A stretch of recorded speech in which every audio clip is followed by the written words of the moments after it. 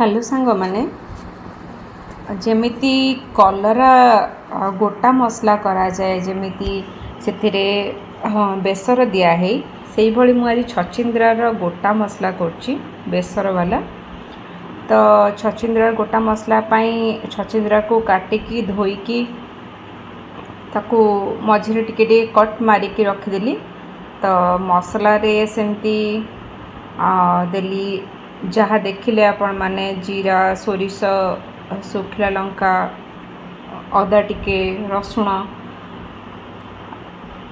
मु दुई प्रकार सोरिष यूज करे जमती कि कला सोरिष भी धला सोरिष भी।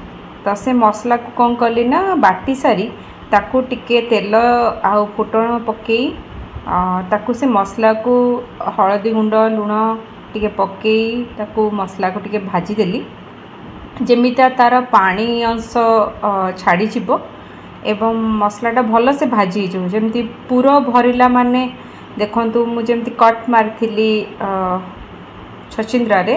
तो से छचिंद्रा रे मु से मसला को भरी देली जमती से मसला बाहरी बनी से भली ताको भाजी देबे।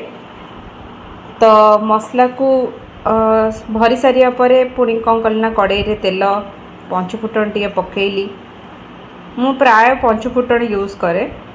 तो पंचफुटन पकेवा पर से छचिंद्रा तक जो थे मसला भरा हो जाता कट मरा है कि तो से छचिंद्रा सब पकेली पकईकी ताधे टिके हाल्का माने स्वाद मुताबक ताधे तो किसी पड़ नाला लुण हलदी पकेली लुण हलदी पकईकी स्लो आंचरे धीमा आंचरे ताकू माने एपट सेपट खड़ी कौन करली ना माने सिम रे पूरा स्लो आंचरे ताकू घोड़े की बसई देली माने प्राय 5 मिनिट फास्ट स्लो नहीं स्लो टू मीडियम।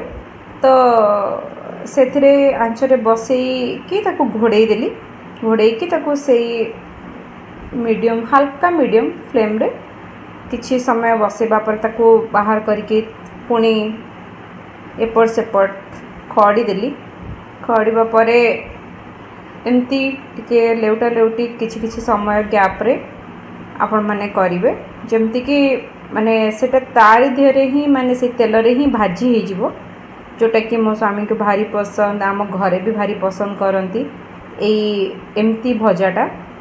मु कौन करे ना पानी देकी आग सिझेकी ताकू बाहर कर दिएनी मु सेई धीमा आंचरे ताकू तेल रे ही भाजे मसला देकी पुणी भजा मसला मु कंचा मसला देनी।